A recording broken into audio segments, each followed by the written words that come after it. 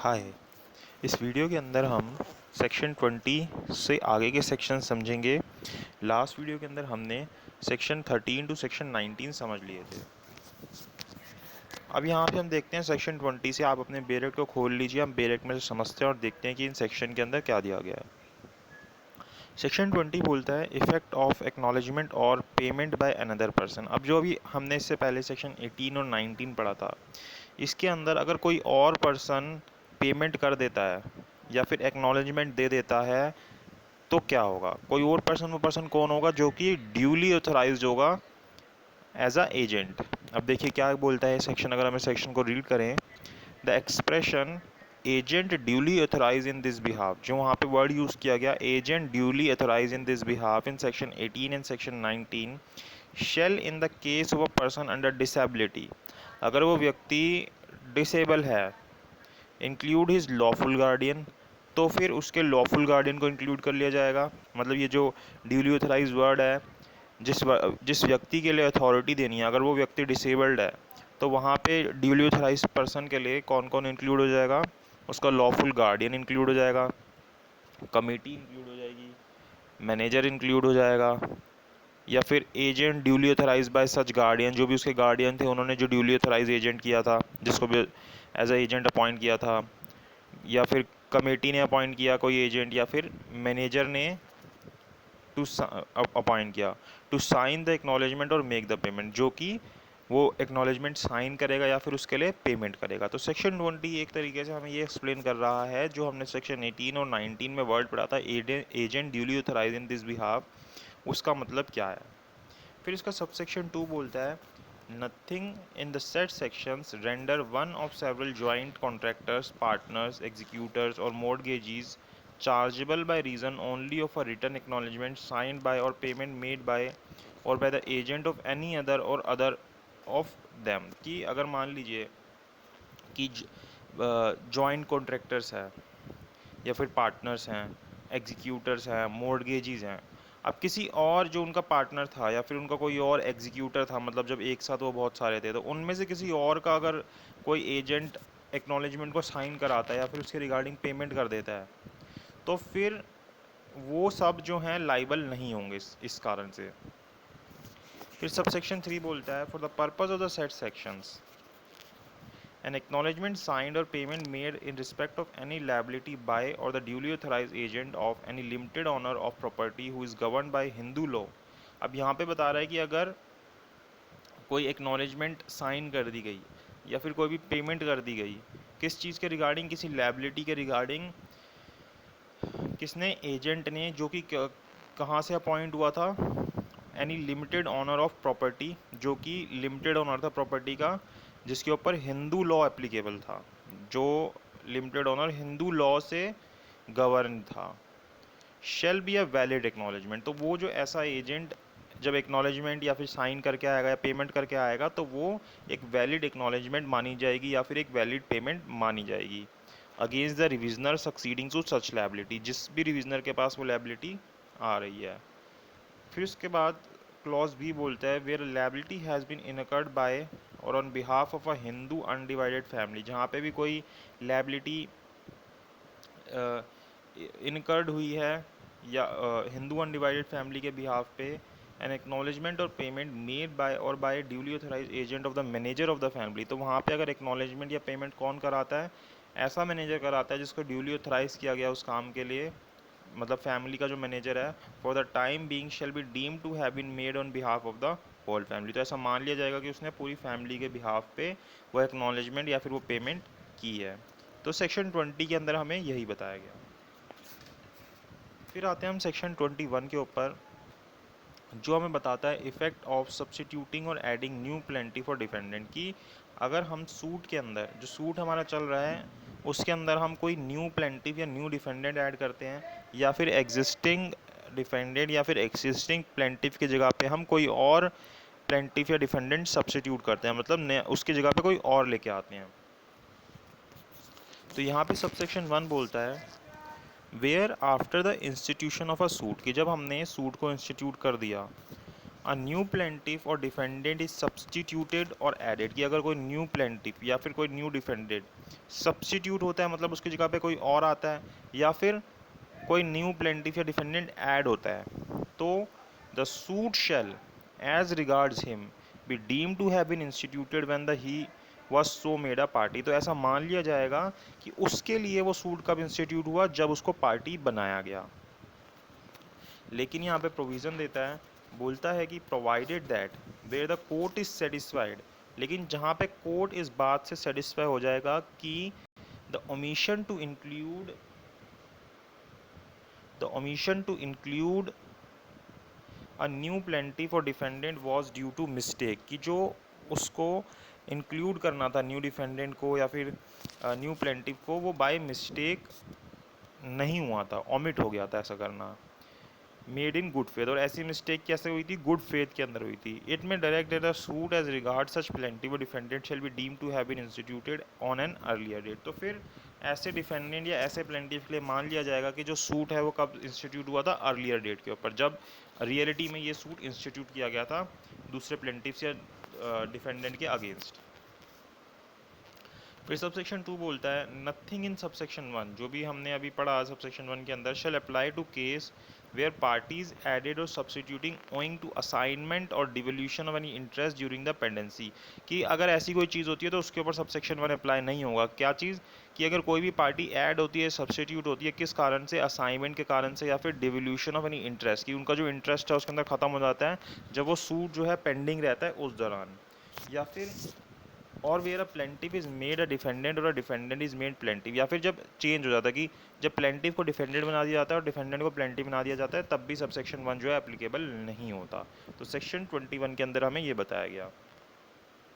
फिर सेक्शन 22 बताता है continuing breach and torts. In case of a continuing breach of contract और in case of continuing tort,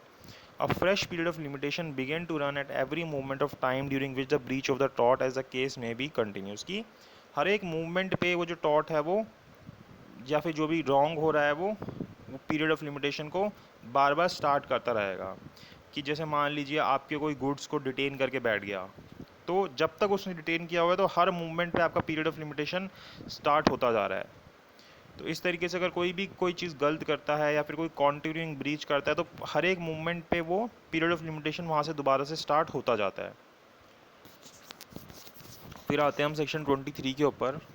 suits for compensation for act not actionable without special damages, कि किस चीज़ के regarding suit हो रहा है, कंपनसेशन के रिगार्डिंग हो रहा है, लेकिन वो कंपनसेशन तब तक एक्शनेबल नहीं होता जब तक कोई स्पेशल डैमेजेस नहीं हो जाते। In case of suit for compensation for an act which does not give rise to cause of action unless some specific injury actually result therefrom, कि जब तक कोई एक स्पेसिफिक इंजरी जो बताई गई है वो स्पेसिफिक इंजरी ना हो जाए तब तक उसके अंदर कंपनसेशन नहीं मिलता, कॉज ऑफ एक्शन अराइज नहीं होता। The period of limitation shall be computed from the time and the injury result, तो जब भी वो जो स्पेसिफिक इंजरी बोली गई वो नहीं हो जाती तब तक पीरियड ऑफ लिमिटेशन स्टार्ट होना शुरू नहीं होगा। जैसे मान लीजिए कि किसी ने ब्रीच ऑफ कॉन्ट्रैक्ट किया कि उसने मेरे को 10,000 डब्बे एक चीज़ के सप्लाई करने थे, लेकिन हमने अपने कॉन्ट्रैक्ट के अंदर लिखा था कि अगर मेरे को इससे लॉस हुआ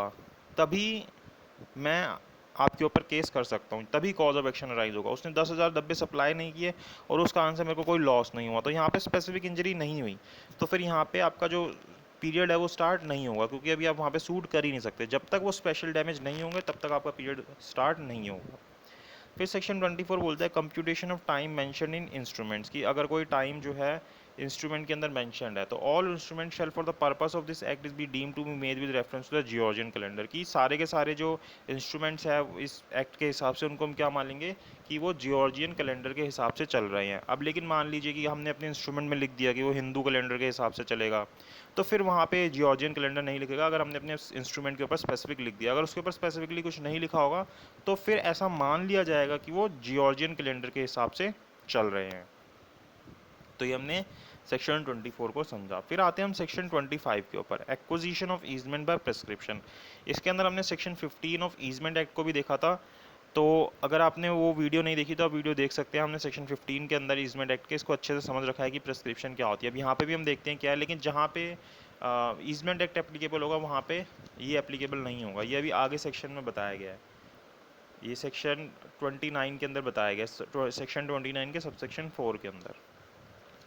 अब देखिए क्या बोलता है सेक्शन 25। सबसेक्शन 1 बोलता है where the access and use of light और एयर, कि भाई जहाँ पे भी कोई एक्सेस है या फिर किसी भी लाइट या एयर को यूज़ किया जा रहा है। ईजमेंट का मतलब होता है कि जब हमें जो थ्रू कॉन्ट्रैक्ट राइट नहीं मिले, हमें वो राइट अपनी चीज़ को एंजॉय करने के लिए मिलते हैं। जैसे कि मान लीजिए कि एक कॉमन एग्जांपल दूं कि अगर मेरी लैंड है दूसरे पर्सन की लैंड के आगे, और मेरी लैंड के ऊपर कोई और रास्ता नहीं है जाने का, मुझे उसकी लैंड के ऊपर से गुजरना ही पड़ेगा, तो ये क्या है, मेरे पास ईजमेंट का राइट है कि मेरे को उसकी प्रॉपर्टी को यूज़ करना ही पड़ेगा अपनी प्रॉपर्टी पे जाने के लिए। तो उसकी जो प्रॉपर्टी है वो सर्विएंट प्रॉपर्टी कहलाएगी, और जो मेरी प्रॉपर्टी है वो डोमिनेंट प्रॉपर्टी कहलाएगी। जिस प्रॉपर्टी को एंजॉय करने के लिए दूसरी प्रॉपर्टी को यूज़ किया जाता है उसको हम सर्विएंट प्रॉपर्टी बोलते हैं, और जिस प्रॉपर्टी को एंजॉय किया जाता है उसको हम डोमिनेंट प्रॉपर्टी बोलते हैं। अब यहाँ पे बता रहा है कि where the access and use of light और air to and for any building have been peacefully enjoyed, कि अब ऐसी कोई भी चीज़ जो लाइट या एयर इस तरीके से कोई भी एंजॉय की गई, उसके ऊपर कोई भी एक्सेस था, एंजॉय किया गया पीसफुली, पीसफुली मतलब बिना किसी डिस्टर्बेंस के, enjoyed therewith as an easement, कि उसको एज ए ईजमेंट यूज़ किया गया, and as of right without interruption, और बिना इंटरप्शन के उसको एज अ राइट यूज़ किया गया, एंड फॉर 20 ईयर्स, और कितने साल तक यूज़ किया गया, 20 ईयर्स। अब यूज़ करने का मतलब ये नहीं है कि 20 साल तक उसमें घर में घुस के ही बैठे रहेंगे। अब हम 2-3 दिन के लिए बाहर घूमने भी जा सकते हैं, हम कुछ भी कर सकते हैं। तो ऐसे किसी प्रॉपर्टी को अगर हम यूज़ कर रहे हैं, मतलब अब मैं किसी अब उस प्रॉपर्टी को, जैसे मैंने एग्जांपल दिया था, उस प्रॉपर्टी को मैं यूज़ कर रहा हूँ वहाँ से अपनी प्रॉपर्टी पे जाने के लिए। अब एक दिन नहीं गया मैं उस रास्ते को यूज़ करके, उसकी प्रॉपर्टी को यूज़ करके, तो इसका मतलब ये नहीं है कि मैंने 20 ईयर्स तक उसको एंजॉय नहीं किया। अब 20 ईयर्स तक बिना इंटरप्शन के अगर हम उसको एंजॉय कर रहे हैं, एंड वेयर एनी वे और वाटर कोर्स और the use of any water any other easement, ऐसी कोई रास्ता या फिर कोई वाटर कोर्स है, या फिर और the use of any water और एनी अदर ईजमेंट, किसी भी तरीके का ईजमेंट हो सकता है, चाहे वो अफर्मेटिव हो चाहे वो नेगेटिव हो, has been peacefully and openly enjoyed, और उसको पीसफुली एंजॉय किया, उसके रिगार्डिंग कोई लड़ाई झगड़ा नहीं हुआ, ओपनली एंजॉयड किया होगा और सबने उसको देखा होगा कि हाँ ये इस रास्ते से जाता है, by any person claiming title thereto, भी भाई जो पर्सन भी उसके ऊपर टाइटल क्लेम कर रहा है as an easement, and as of right without interruption, and for 20 years the right of such access and use of light or air way water course use of water or other easement shall be absolute and indefeasible। अब उसका जो right है उसके ऊपर उसको use करने का वो कैसा बन जाएगा, एब्सोल्यूट राइट बन जाएगा, और इनडिफिजिबल, अब उसको डिफीट नहीं किया जा सकता, अब उसका वो राइट बन जाएगा। लेकिन सबसेक्शन 2 क्या बोलता है कि each of set periods of 20 years, ये जो भी जितना भी 20 साल का पीरियड बोला गया, shall be taken to be a period ending within 2 years, कि ये जो पीरियड है ये कब एंड होगा, 20 साल के आगे 2 साल और के अंदर अंदर, ending with in the 2 year next before the institution of the suit, कि अगले 2 साल के अंदर अंदर सूट करना होगा उसके ऊपर, where in the claim to which such period relates is contested, जिसके रिगार्डिंग भी क्लेम किया जा रहा है कि ये प्रॉपर्टी के रिगार्डिंग भाई ये 20 साल इसके बीत गए हैं, उसके रिगार्डिंग जो भी सूट होना है, तो उसके जो नेक्स्ट 2 साल हैं उसके अंदर ही आपको सूट इंस्टीट्यूट करना है।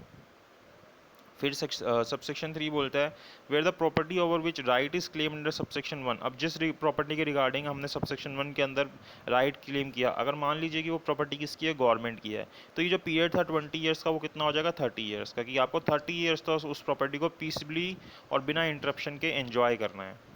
फिर इसकी एक्सप्लेनेशन देता है nothing is an interruption with in the meaning of this section, कि हम किसी चीज़ को इंटरप्शन नहीं मानेंगे इस सेक्शन के अंदर, unless where there is an actual discontinuous of the position, कि जब तक उस एन्जॉयमेंट का मतलब जिस प्रॉपर्टी को आप एंजॉय कर रहे हो उसके ऊपर से आपको एक्चुअली डिसकॉन्टीन्यूस ना किया जाए पोजीशन का या फिर एन्जॉयमेंट का, by reason of an obstruction by the act of some person other than the claimant, की क्लेमेंट के अलावा किसी और व्यक्ति ने उसके ऊपर ऑब्स्ट्रक्शन किया हो अपने अपने एक्ट के कारण,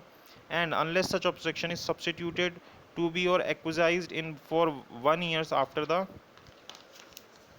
claimant has noticed therefore and one person making and authorizing same to be made, और वो 1 साल के अंदर अंदर किया गया हो। फिर आते हैं हम सेक्शन 26 के ऊपर, एक्सक्लूजन इन फेवर ऑफ डिविजनर और सर्वियंट टेनमेंट। अब सर्वियंट टेनमेंट कौन होता है, टेनमेंट सर्वियंट मतलब होता है कि जैसे अभी मैंने पीछे बताया था सेक्शन 26 के अंदर, जिसकी भी प्रॉपर्टी को यूज़ किया जाएगा एज अ ईजमेंट, तो सर्विएंट होता है। और डोमिनेंट कौन होता है, जिस जो अपनी प्रॉपर्टी को एंजॉय करता है दूसरी प्रॉपर्टी को यूज़ करके, उसको हम डोमिनेंट बोलते हैं। अब क्या बोलता है, where any land or water upon over from which any easement has been enjoyed, कि भाई कोई भी लैंड है या फिर कोई भी वाटर है जिसके ऊपर से या जिसके द्वारा कोई भी ईजमेंट एंजॉय की गई और derived has been held under by और virtue of interest for life और in terms of years exceeding 3 years from the granting thereof the time of the enjoyment. अब क्या किया जाता है कि उसको हम किसी को एंजॉय करने के लिए दे देते हैं, मतलब उसके अंदर किसी का लाइफ इंटरेस्ट क्रिएट कर देते हैं या फिर 3 साल से ज़्यादा के लिए उसको किसी को एंजॉय करने के लिए दे देते हैं। Of the such easement during the continuance of such interest or term shall be excluded in the computation of the period of 20 years in case claim is within 3 years next after the determination of such interest or term registered by the person entitled on such determination to the said land or water। अब यहाँ पे रिविजनर कौन होता है? रिविजनर वो व्यक्ति होता है जिसके पास प्रॉपर्टी वापस आती है। मान लीजिए कि एक्स ने वाई को अपनी प्रॉपर्टी लाइफ के लिए इंजॉय करने के लिए दे दी, उसके अंदर लाइफ इंटरेस्ट क्रिएट कर दिया। अब जब वाई मरा उस वक्त एक्स जिंदा नहीं था, तो अब एक्स के जो लीगल रिप्रेजेंटेटिव हैं वो क्या कहलाएंगे? रिविजनर कहलाएंगे, जिनके पास वो प्रॉपर्टी वापस आ जाएगी वाई से। भाई वाई मर गया, अब जब उसका लाइफ इंटरेस्ट खत्म हो गया तो प्रॉपर्टी किसके पास आ जानी चाहिए? जो एक्स के लीगल रिप्रेजेंटेटिव है। लेकिन जब वाई उस प्रॉपर्टी को यूज़ करा था अपने लाइफ टाइम के लिए या फिर 3 साल से ऊपर अगर उसको ट्रांसफ़र किया गया होता है इन्जॉय करने के लिए, तो उस दौरान किसी और व्यक्ति ने उसको उसके ऊपर एज ए ईजमेंट इन्जॉय किया उसको। तो यहाँ पे ये बोल रहा है कि वो जो किसी और व्यक्ति ने जब जिस प्रॉपर्टी के अंदर लाइफ इंटरेस्ट था या फिर 3 साल से ऊपर के लिए किसी को ट्रांसफ़र किया गया था उसको एंजॉय करने के लिए, और उस दौरान अगर किसी व्यक्ति ने उसके ऊपर ईजमेंट एंजॉय किया था, तो वो जो इन्जॉयमेंट किया, वो जो ईजमेंट करी, वो ईजमेंट इस 20 ईयर्स के पीरियड को कैलकुलेट करने के लिए यूज़ नहीं होगी, उसको हम एक्सक्लूड कर देंगे अगर हमें 20 ईयर्स के लिए चाहिए। अब मान लीजिए कि वो अब रिविजनर के पास वो प्रॉपर्टी वापस आ गई एक्स के वाई के मरने के बाद, उसके बावजूद भी वो जो व्यक्ति उसके ऊपर ईजमेंट कर रहा था वो उसको यूज़ करे, अभी भी वो कर रहा है, उसने कोई ऑब्स्ट्रक्शन नहीं की और 20 साल बीत गए, तो फिर वो पीरियड 20 साल का कैलकुलेट होगा। जितना पीरियड उसके जिंदा रहते दौरान, जब वाई जिंदा था उस दौरान किया उसने यूज एज अ ईजमेंट, वो पीरियड एक्सक्लूड हो जाएगा, उसको हम 20 साल के लिए इंक्लूड नहीं करेंगे। ठीक है, तो सेक्शन 26 के अंदर ये बोला गया। फिर सेक्शन 27 बोलता है extinguishment of right to property. अब देखिए जो सेक्शन 27 है ना, वो एक तरीके से जो पूरा लिमिटेशन एक्ट है उसकी एक्सेप्शन है। सेक्शन 27 एक ऐसा सेक्शन है जहाँ पे वो आपसे राइट छीन रहा है, वरना जो लिमिटेशन एक्ट है वो सिर्फ आपसे रेमेडी छीनता है, ये सेक्शन आपसे राइट भी छीन रहा है। At the determination of the period hereby limited to any person for instituting a suit or possession of any property, his right to such property shall be extinguished। कि जब ये जो पीरियड जो भी अभी हमने डिटरमाइन किया था, जब ये हो जाएगा सूट को इंस्टीट्यूट करने का, तो जो व्यक्ति है उसके पास से उसके ऊपर उस जो प्रॉपर्टी है उसका राइट ही चला जाएगा, उसका राइट ही एक्सटिंग्विश हो जाएगा। तो एक तरीके से आपसे राइट ही छीन रहा है, वरना बाकी जो सेक्शंस होते हैं वो क्या करते हैं?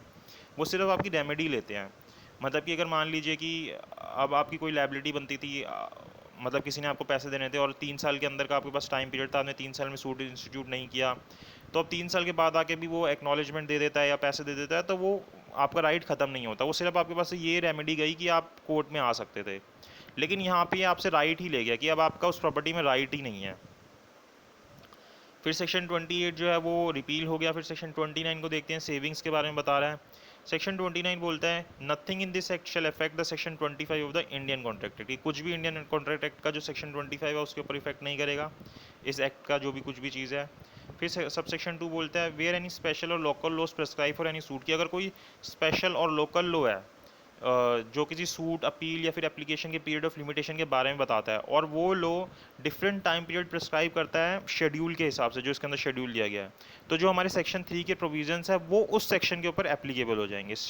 3 shall apply as if such period were the periods prescribe by the schedule. वो ऐसा मान लिया जाएगा कि वो पीरियड हमारे जो लिमिटेशन एक्ट है इसके शेड्यूल के अंदर दिया गया है, और उसके ऊपर फिर बार लग जाएगा टाइम का। अपील और एप्लीकेशन के लिए, सूट के लिए, by any special or local law. The provisions contained in section 4 to 24 inclusive shall apply only in so far as and to the extent which are not expressly excluded by such special or local law। और अगर वो special law या local law exclude करता है जो हमने section 4 to 24 पढ़े इसको, तो फिर वो exclude हो जाएंगे। अदरवाइज वो section 3 के ऊपर जैसे applicable होते हैं वैसे ही जो उस एक्ट का जो सेक्शन होगा, जो टाइम बार बता रहा होगा, वो उसके ऊपर applicable हो जाएंगे। फिर सबसेक्शन 3 बोलता है save as otherwise provided in any law for the time being in force with respect to marriage और divorce, nothing in this act shall apply to any suit और other proceeding under any such law. कि divorce और marriage की proceeding के ऊपर इस act के हिसाब से कुछ नहीं लगेगा। और जो अभी हमने सेक्शन 25 और सेक्शन 26 पढ़े थे ऊपर, the definition of easement in section 2 shall not apply to the case arising in the territories to which the Indian easement act may for the time being in as extend. तो जहाँ वहाँ पे जो section 2 की definition है easement की, वो apply नहीं होगी जहाँ पे हमारा ईजमेंट एक्ट एप्लीकेबल है। मतलब ईजमेंट एक्ट के अंदर क्या बोलता है कि section 25 and section 26 and the definition of easement in section 2, तीनों चीज़ें सेक्शन 25, सेक्शन 26 और जो हमारी सेक्शन 2 इस एक्ट के सेक्शन 2 के अंदर जो ईजमेंट की डेफिनेशन दी गई है वो अप्लाई नहीं होगी जहाँ पे इंडियन ईजमेंट एक्ट 1882 एप्लीकेबल होगा। तो हमने सेक्शन 29 तक समझ लिया और सेक्शन 30 को हमने एक अलग वीडियो में समझ लिया था। तो यहाँ पे हमने अपने लिमिटेशन एक्ट को ख़त्म कर लिया। इससे पहले आप वो वीडियो देख सकते हैं जिसके अंदर